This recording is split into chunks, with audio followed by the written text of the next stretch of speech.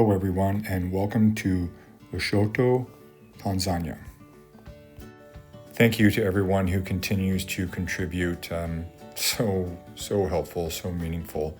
So when I got there, I had a really rough day, and this pizza and this giant plate of food really helped take the edge off, as well as the kitty cat and that doggy at the beginning of the video.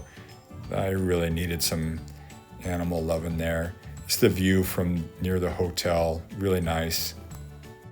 I ended up spending a few days here, and it was a very lovely community, very nice and quiet time. Really enjoyed it here, and I took a hike with a tour guide in the mountains we're going to see here in a little bit, and that was really wonderful. But just around town I saw this hornbill bird that was pretty remarkable. Sorry my camera doesn't do it justice, and this was a crazy event.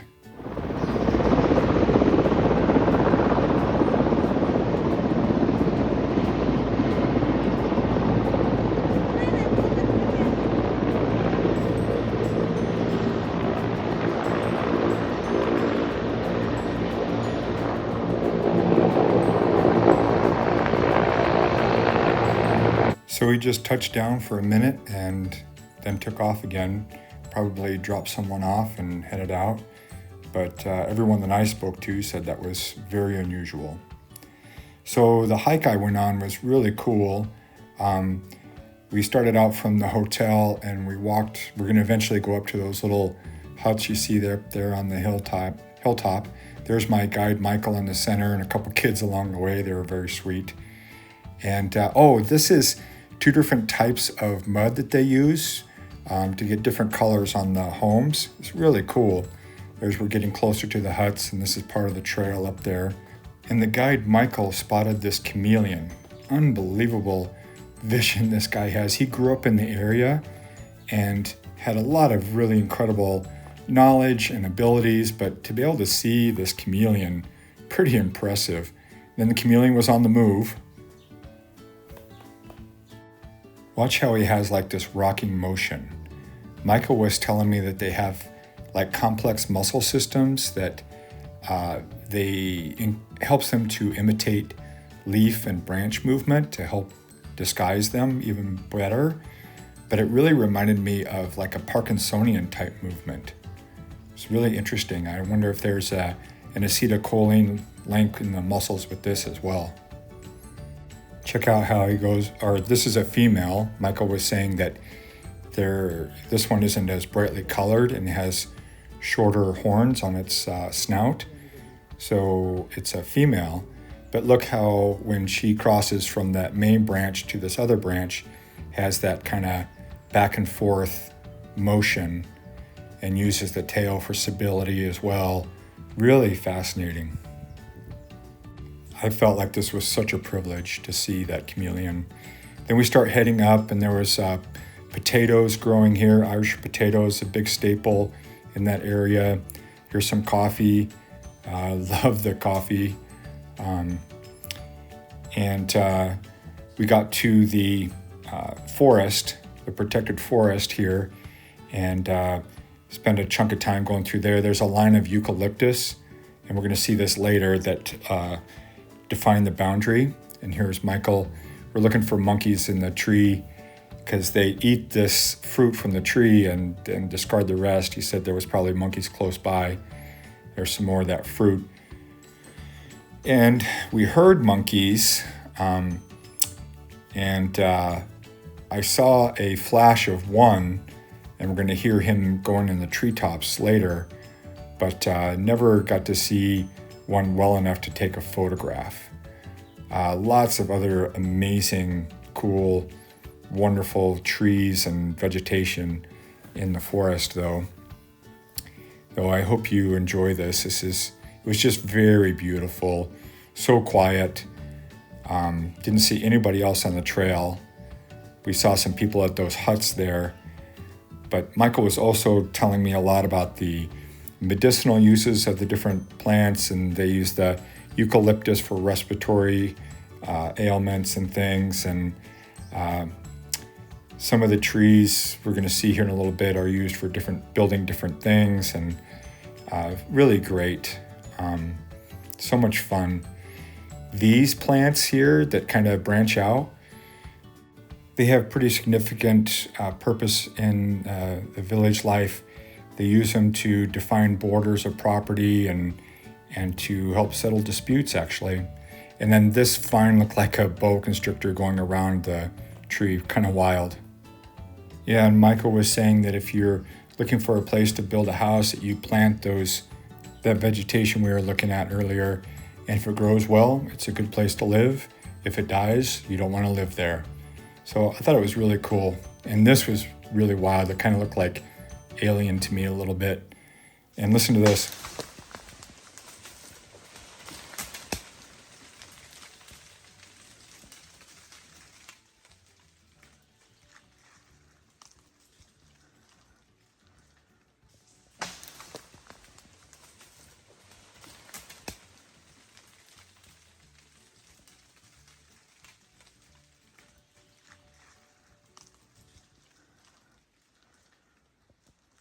That was a monkey jumping from treetop to treetop, and he made all kinds of sounds. I was never able to get a photo of him, but he had like black fur with long white hair under his arms and stuff. But I only saw him for like a flash. It was such a beautiful treat to walk through this forest and to have Michael educate me on the different plants and things. These are like a super ancient type of plant. And look how the trunk is kind of braided. If you look closely, like see here, it's kind of looks like it's braided almost. And it's that way all the way up, and then it has kind of that fern appearance of the top. Apparently this is a very ancient plant. And then this tree is the prized wood for boat building on the coast, which I thought was very interesting. And there's some of the names that Newtonia is the scientific name. Isn't that beautiful? Look how beautiful that is. So great. And then there's these different water diversions all through the forest that help supply the villages with water. I thought that was really interesting too. Really fun and so beautiful. And then this plant, this little spiky thing, apparently that's one of the oldest plants in the world. Michael said when the Madagascar plate was still attached to the African plate, that these plants were all over that area and only a few survive now here in this particular forest. And this is a place where Germans mined aluminum in early World War I. And now we're at the top where those little huts were and stopping for a break and enjoying the views and having a little lunch. It's a very beautiful area. And that's the ranger station back there with those windows. And there's a couple of rangers there, and they were really the only people we saw that day. And that's where we came from. That's where we saw the chameleon. And then the town is down there in the valley. Really cool. And then I asked him about these fires, and he said they're actually illegal, but they use them to get rid of like weeds that they don't want. And he took a couple pictures of me. It was kind of fun. Do the touristy thing there. And then we started heading back down, and there were more of the eucalyptus on the trail down. It was another different trail, but the eucalyptus were really cool. And then you see the whole line of eucalyptus along the border of the park there. I thought that was really awesome. And then look how beautiful this is with these long leaves or long needles and some flowers. And then look what Michael saw again. Gosh, he has incredible eyesight. And this was such a treat for me. As a child, I remember looking at wildlife books and seeing pictures of chameleons and was just so struck by them. But to be there in person and to see this chameleon in his environment, this is a male, he has the longer horns and the brighter colors, was just an unbelievable treat to me. And Michael shared so much about them. And you'll hear his voice a little bit here and there in the recordings, but he was talking about how they used to harass them, and their parents would tell them that if they harassed them, that they would get caught in their hair and they would have to stay on their hair until their auntie would come and take it out, which could be weeks and weeks later. So they did that in an effort to get the kids to leave the chameleons alone. But it's so incredible. Look at this. And just how the eyes move independently, how beautiful the animal is, how well camouflaged they are from a distance. How he saw them, I really don't know. He was a very talented and very nice young man. I was trying to get a picture of the tail here, but I really couldn't see it there, but he had it all curled up and it was really neat. But look how well camouflaged they are. So amazing. Whole purpose of the chameleon, I guess. Listen closely here. I'm sorry I missed most of what he said, but you can hear a little bit of it. You know, when we grow up, we used to see the chameleon, and normally we used to sometimes killing them. So in order to stop killing them, very long time, approximately 2 times a body length, sometimes. 2 times the body length. Yeah, 2 times. So can just trap the insect even 2 meters away. Wow. Very fast than the human eyes can see. Very sharp. So this was an extremely special experience for me, and I feel so blessed to have been able to experience that chameleon, and Michael was the perfect companion for that. Such a great guide. And this is looking back up the hill, and then we start going down kind of the way we came, and he showed me this traditional building and how they last much longer than the modern buildings, and the older people in the village prefer to stay in those types of structures.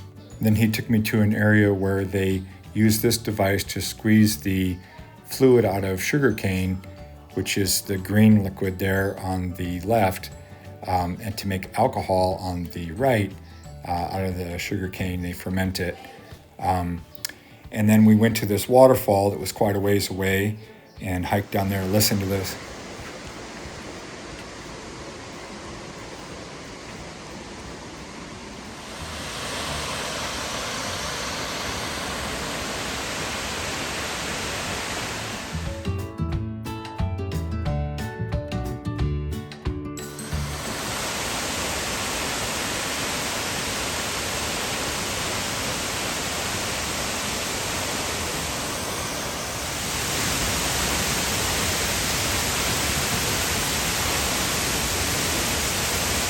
So this was a pretty long hike, but it was rewarding to see the waterfall at the end. And Michael was such a fun guy to be around. There was a little place to chill out.